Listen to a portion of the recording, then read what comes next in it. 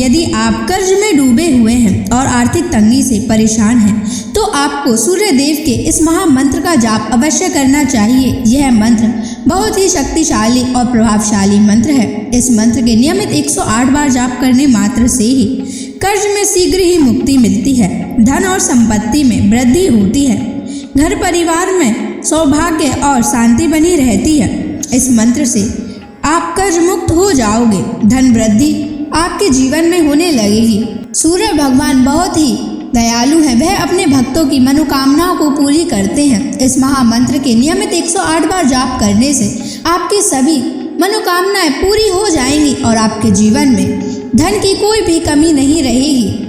आप अपने जीवन में उन्नति प्राप्त करेंगे, आपको हमेशा सफलता ही प्राप्त होगी। इसलिए प्यारे भक्तों, इस मंत्र को साधारण समझने की गलती बिल्कुल भी ना करें। यह मंत्र बहुत ही प्रभावशाली मंत्र है। इस मंत्र का प्रभाव तुरंत ही दिखाई देने लगता है। अगर आप सच्ची श्रद्धा के साथ इस मंत्र का नियमित 108 बार जाप करेंगे तो आपका जीवन खुशियों से भर जाएगा और आपके जीवन में कभी भी धन की कमी नहीं आएगी। इसलिए प्यारे भक्तों, इस मंत्र का नियमित 108 बार जाप करें और पूरी श्रद्धा के साथ करें।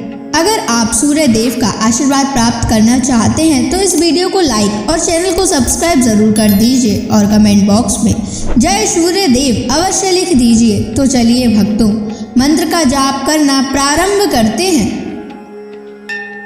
ओम ह्रीं श्रीं सूर्याय सहस्र तेजसे महाधन प्रदायकाय नमः। ओम ह्रीं श्रीं सूर्याय सहस्र तेजसे महाधन प्रदायकाय नमः। ओम ह्रीं श्रीं सूर्याय सहस्र तेजसे महाधन प्रदायकाय नमः। ओम ह्रीं श्रीं सूर्याय सहस्र तेजसे महाधन प्रदायकाय नमः। ओम ह्रीं श्रीं सूर्याय सहस्र तेजसे महाधन प्रदायकाय नमः। ओम ह्रीं श्रीं सूर्याय सहस्र तेजसे महाधन प्रदायकाय नमः। ओम ह्रीं श्रीं सूर्याय सहस्र तेजसे महाधन प्रदायकाय नमः। ओम ह्रीं श्रीं सूर्याय सहस्र तेजसे महाधन प्रदायकाय नमः। ओम ह्रीं श्रीं सूर्याय सहस्र तेजसे महाधन प्रदायकाय नमः। ओम ह्रीं श्रीं सूर्याय सहस्र तेजसे महाधनप्रदायकाय नमः। ॐ ह्रीं श्रीं सूर्याय सहस्रतेजसे महाधनप्रदायकाय नमः। ॐ ह्रीं श्रीं सूर्याय सहस्रतेजसे महाधनप्रदायकाय नमः। ॐ ह्रीं श्रीं सूर्याय सहस्रतेजसे महाधनप्रदायकाय नमः। ॐ ह्रीं श्रीं सूर्याय सहस्रतेजसे महाधनप्रदायकाय नमः। ॐ ह्रीं श्रीं सूर्याय सहस्रतेजसे महाधनप्रदायकाय नमः। ॐ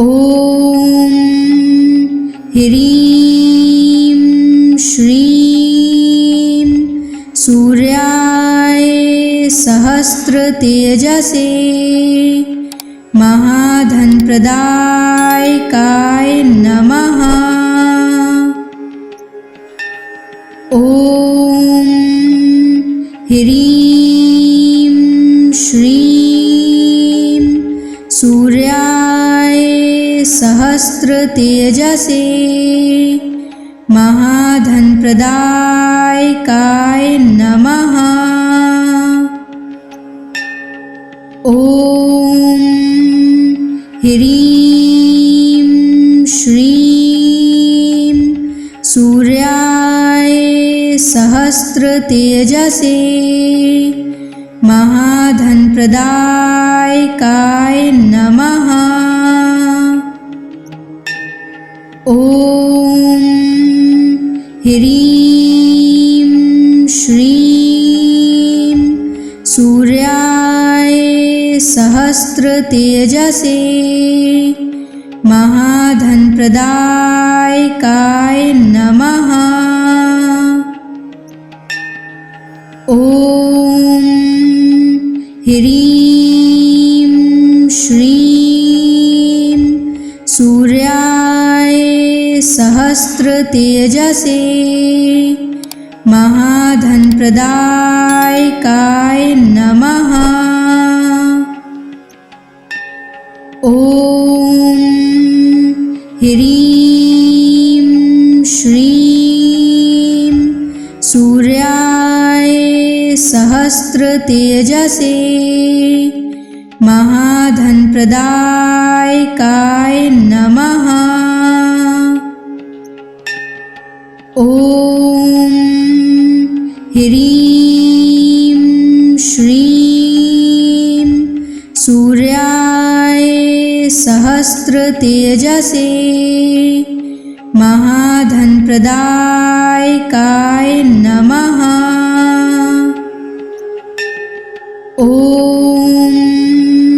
ह्रीं श्रीं सूर्याय सहस्रतेजसे महाधनप्रदायकाय नमः।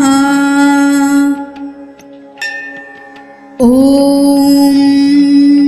ह्रीं श्रीं सूर्याय सहस्रतेजसे महाधनप्रदायकाय नमः। ॐ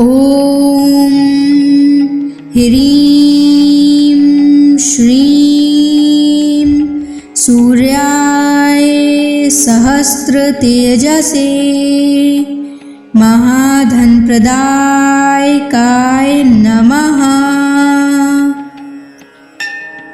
ॐ ह्रीं श्रीं सूर्याय सहस्रतेजसे महाधनप्रदायकाय नमः। ॐ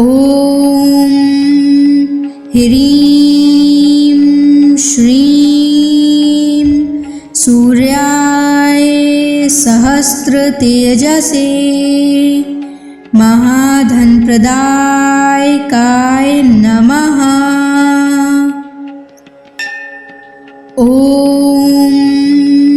ह्रीं श्रीं सूर्याय सहस्रतेजसे महाधनप्रदायकाय नमः। ॐ ह्रीं श्रीं सूर्याय सहस्रतेजसे महाधनप्रदायकाय नमः। ॐ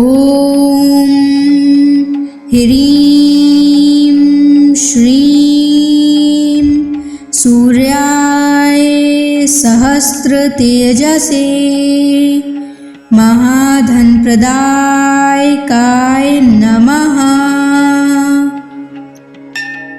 ॐ ह्रीं श्रीं सूर्याय सहस्रतेजसे महाधनप्रदायकाय नमः। ॐ ह्रीं श्रीं सूर्याय सहस्रतेजसे महाधनप्रदायकाय नमः। ॐ ह्रीं श्रीं सूर्याय सहस्रतेजसे महाधनप्रदायकाय नमः। ॐ ह्रीं श्रीं सूर्याय सहस्रतेजसे महाधनप्रदायकाय नमः। ॐ ह्रीं श्रीं सूर्याय सहस्रतेजसे महाधनप्रदायकाय नमः। ॐ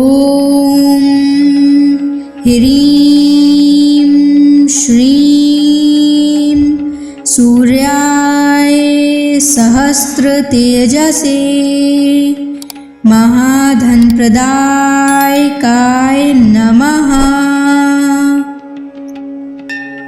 ॐ ह्रीं श्रीं सूर्याय सहस्रतेजसे महाधनप्रदायकाय नमः। ॐ ह्रीं श्रीं सूर्याय सहस्रतेजसे महाधनप्रदायकाय नमः। ॐ ह्रीं श्रीं सूर्याय सहस्त्रतेजसे महाधनप्रदायकाय नमः। ॐ ह्रीं श्रीं सूर्याय सहस्त्रतेजसे महाधनप्रदायकाय नमः। ॐ ह्रीं श्रीं सूर्याय सहस्त्रतेजसे महाधनप्रदायकाय नमः। ॐ ह्रीं श्रीं सूर्याय सहस्त्रतेजसे महाधनप्रदायकाय नमः। ॐ ह्रीं श्रीं सूर्याय सहस्त्रतेजसे महाधनप्रदायकाय नमः। ॐ ह्रीं श्रीं सूर्याय सहस्त्रतेजसे महाधनप्रदायकाय नमः। ॐ ह्रीं श्रीं सूर्याय सहस्त्रतेजसे महाधनप्रदायकाय नमः। ॐ ह्रीं श्रीं सूर्याय सहस्त्रतेजसे महाधनप्रदायकाय नमः। ॐ ह्रीं श्रीं सूर्याय सहस्त्रतेजसे महाधनप्रदायकाय नमः। ॐ ह्रीं श्रीं सूर्याय सहस्त्रतेजसे महाधनप्रदायकाय नमः। ॐ ह्रीं श्रीं सूर्याय सहस्त्रतेजसे महाधनप्रदायकाय नमः। ॐ ह्रीं श्रीं सूर्याय सहस्त्रतेजसे महाधनप्रदायकाय नमः। ॐ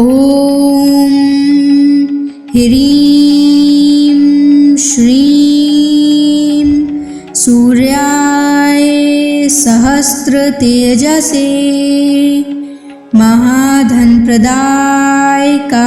नमः। ॐ ह्रीं श्रीं सूर्याय सहस्त्रतेजसे महाधनप्रदायकाय नमः। ॐ ह्रीं श्रीं सूर्याय सहस्त्रतेजसे महाधनप्रदायकाय नमः।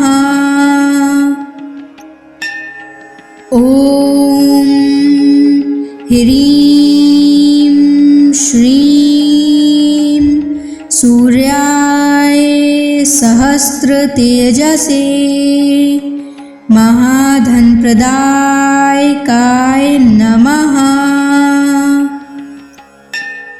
ॐ ह्रीं श्रीं सूर्याय सहस्रतेजसे महाधनप्रदायकाय नमः। ॐ ह्रीं श्रीं सूर्याय सहस्रतेजसे महाधनप्रदायकाय नमः। ॐ ह्रीं श्रीं सूर्याय सहस्रतेजसे महाधनप्रदायकाय नमः। ॐ ह्रीं श्रीं सूर्याय सहस्रतेजसे महाधनप्रदायकाय नमः। ॐ ह्रीं श्रीं सूर्याय सहस्रतेजसे महाधनप्रदायकाय नमः। ॐ ह्रीं श्रीं सूर्याय सहस्रतेजसे महाधनप्रदायकाय नमः। ॐ ह्रीं श्रीं सूर्याय सहस्रतेजसे महाधनप्रदायकाय नमः। ॐ ह्रीं श्रीं सूर्याय सहस्रतेजसे महाधनप्रदायकाय नमः। ॐ ह्रीं श्रीं सूर्याय सहस्रतेजसे महाधनप्रदायकाय नमः। ॐ ह्रीं श्रीं सूर्याय सहस्रतेजसे महाधनप्रदायकाय नमः। ॐ ह्रीं श्रीं सूर्याय सहस्रतेजसे महाधनप्रदायकाय नमः। ॐ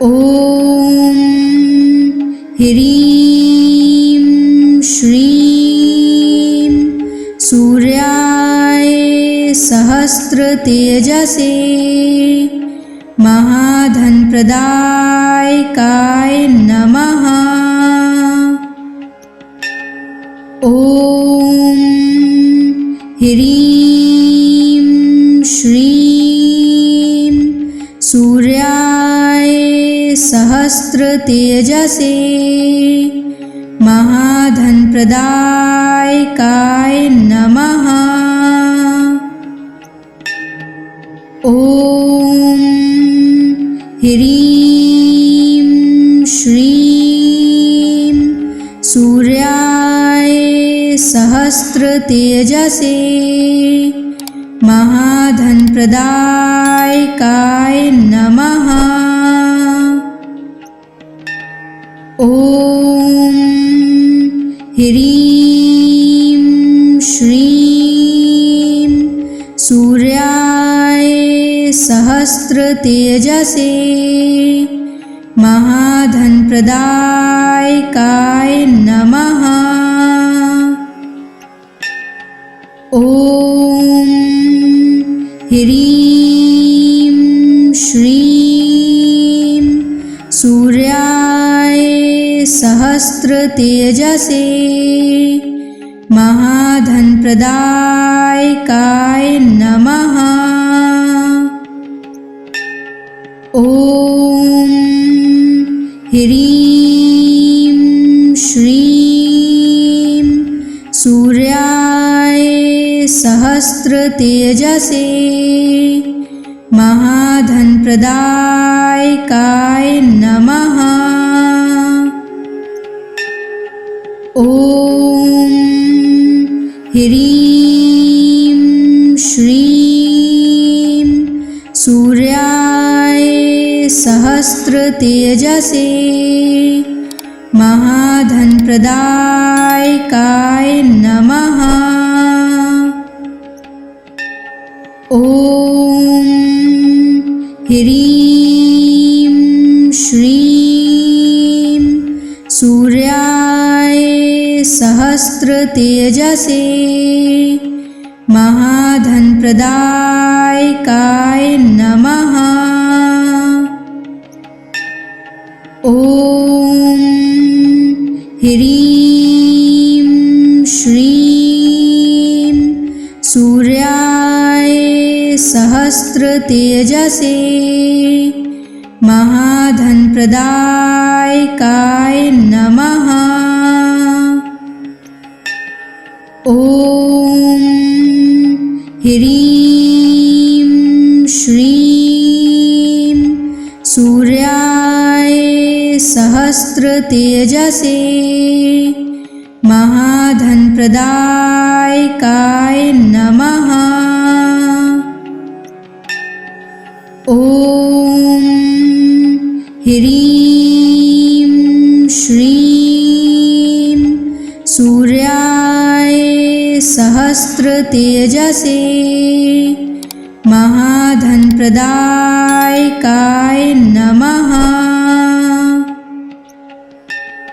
ॐ ह्रीं श्रीं सूर्याय सहस्रतेजसे महाधनप्रदायकाय नमः।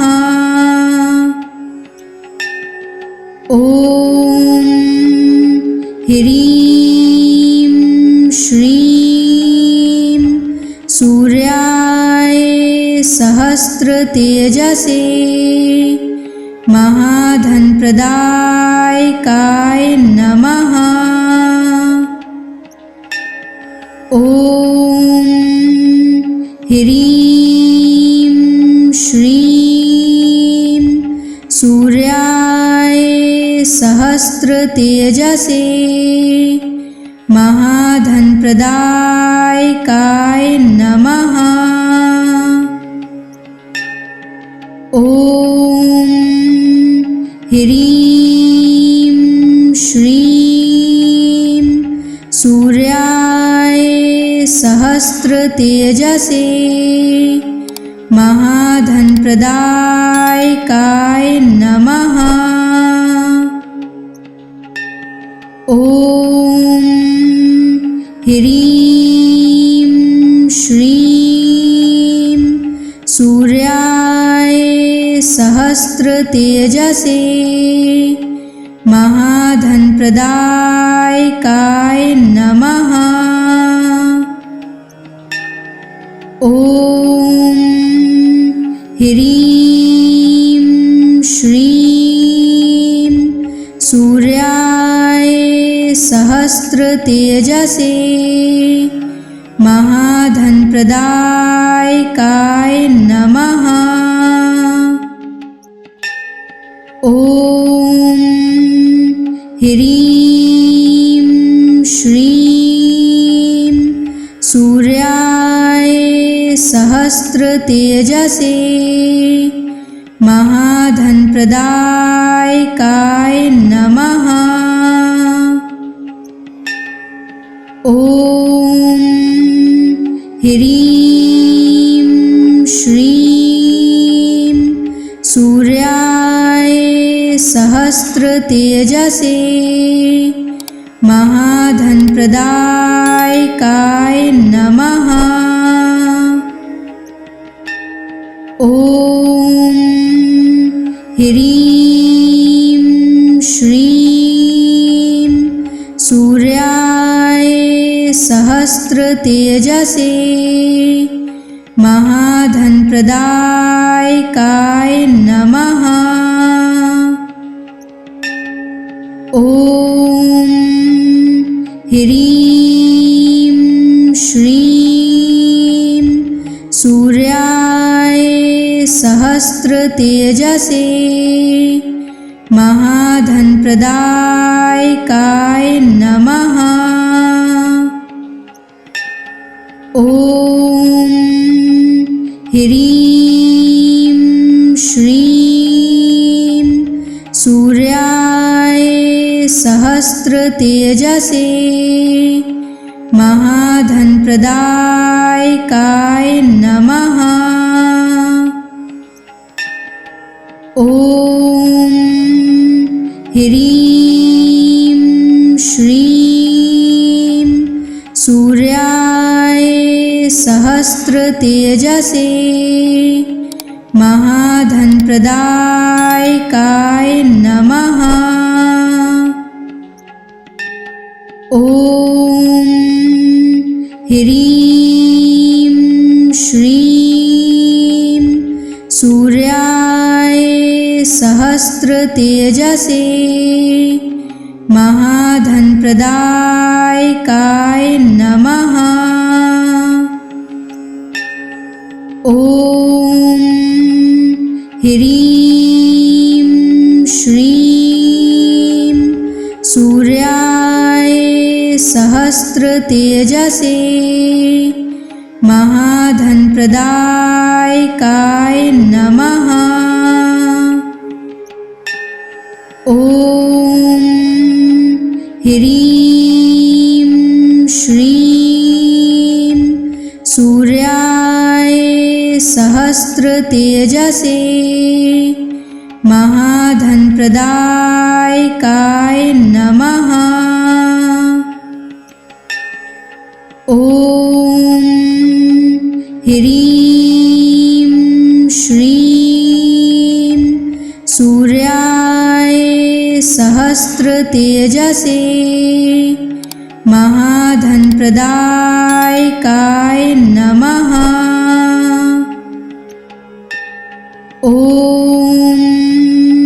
ह्रीं श्रीं सूर्याय सहस्रतेजसे महाधनप्रदायकाय नमः। ॐ ह्रीं श्रीं सूर्याय सहस्रतेजसे महाधनप्रदायकाय नमः। ॐ ह्रीं श्रीं सूर्याय सहस्रतेजसे महाधनप्रदायकाय नमः। ॐ ह्रीं श्रीं सूर्याय सहस्रतेजसे महाधनप्रदायकाय नमः। ॐ ह्रीं श्रीं सूर्याय सहस्रतेजसे महाधनप्रदायकाय नमः। ॐ ह्रीं श्रीं सूर्याय सहस्रतेजसे महाधनप्रदायकाय नमः। ॐ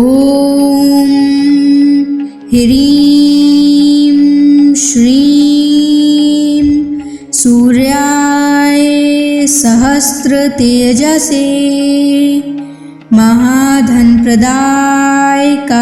नमः। ॐ ह्रीं श्रीं सूर्याय सहस्रतेजसे महाधनप्रदायकाय नमः। ॐ ह्रीं श्रीं सूर्याय सहस्रतेजसे महाधनप्रदायकाय नमः। ॐ ह्रीं श्रीं सूर्याय सहस्रतेजसे महाधनप्रदायकाय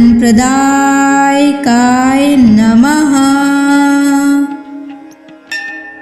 ॐ ह्रीं श्रीं सूर्याय सहस्रतेजसे महाधनप्रदायकाय नमः। ॐ ह्रीं श्रीं सूर्याय सहस्रतेजसे महाधनप्रदायकाय नमः। ॐ ह्रीं श्रीं सूर्याय सहस्रतेजसे महाधनप्रदायकाय नमः। ॐ ह्रीं श्रीं सूर्याय सहस्रतेजसे महाधनप्रदायकाय नमः। ॐ ह्रीं श्रीं सूर्याय सहस्रतेजसे महाधनप्रदायकाय नमः। ॐ ह्रीं श्रीं सूर्याय सहस्रतेजसे महाधनप्रदायकाय नमः। ॐ ह्रीं श्रीं सूर्याय सहस्रतेजसे महाधनप्रदायकाय नमः। ॐ ह्रीं श्रीं सूर्याय सहस्रतेजसे महाधनप्रदायकाय नमः। ॐ ह्रीं श्रीं सूर्याय सहस्रतेजसे महाधनप्रदायकाय नमः। ॐ ह्रीं श्रीं सूर्याय सहस्रतेजसे महाधनप्रदायकाय नमः। ॐ ह्रीं श्रीं सूर्याय सहस्रतेजसे महाधनप्रदायकाय नमः। ॐ ह्रीं श्रीं सूर्याय सहस्रतेजसे महाधनप्रदायकाय नमः। ॐ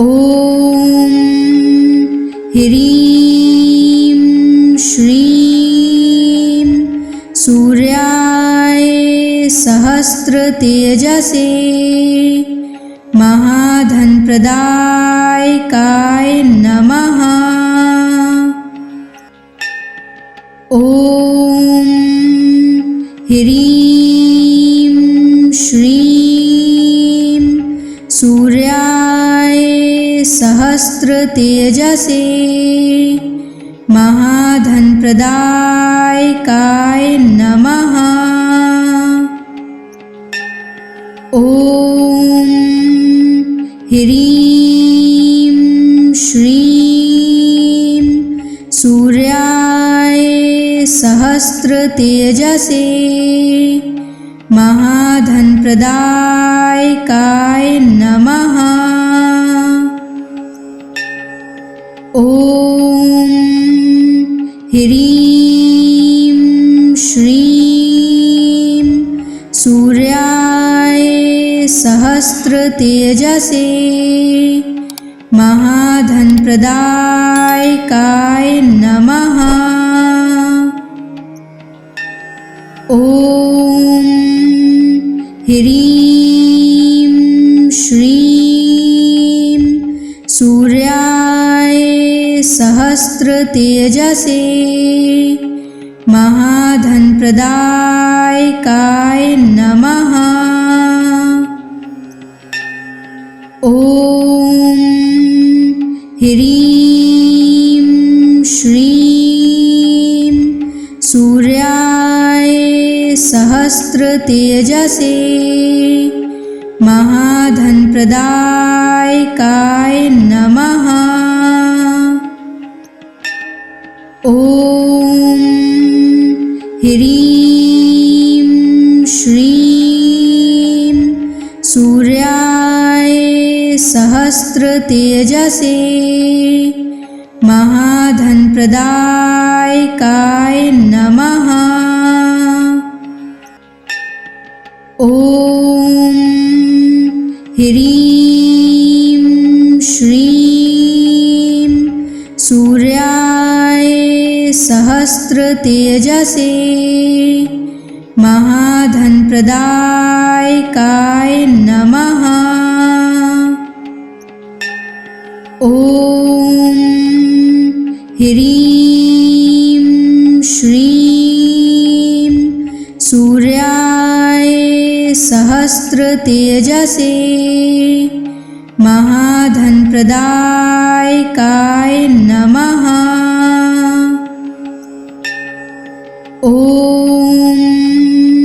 ह्रीं श्रीं सूर्याय सहस्रतेजसे महाधनप्रदायकाय नमः। ॐ ह्रीं श्रीं सूर्याय सहस्रतेजसे महाधनप्रदायकाय नमः। ॐ ह्रीं श्रीं सूर्याय सहस्रतेजसे महाधनप्रदायकाय नमः।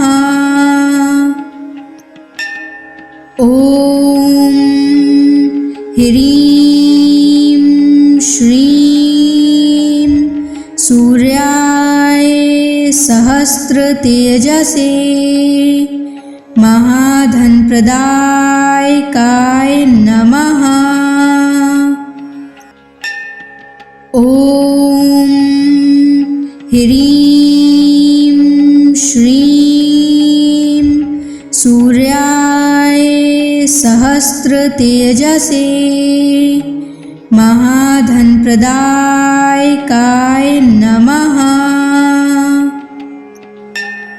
ॐ ह्रीं श्रीं सूर्याय सहस्रतेजसे महाधनप्रदायकाय नमः। ॐ ह्रीं श्रीं सूर्याय सहस्रतेजसे महाधनप्रदायकाय नमः। ॐ ह्रीं श्रीं सूर्याय सहस्रतेजसे महाधनप्रदायकाय नमः। ॐ ह्रीं श्रीं सूर्याय सहस्रतेजसे महाधनप्रदायकाय नमः। ॐ ह्रीं श्रीं सूर्याय सहस्रतेजसे महाधनप्रदायकाय नमः। ॐ ह्रीं श्रीं सूर्याय सहस्रतेजसे महाधनप्रदायकाय नमः।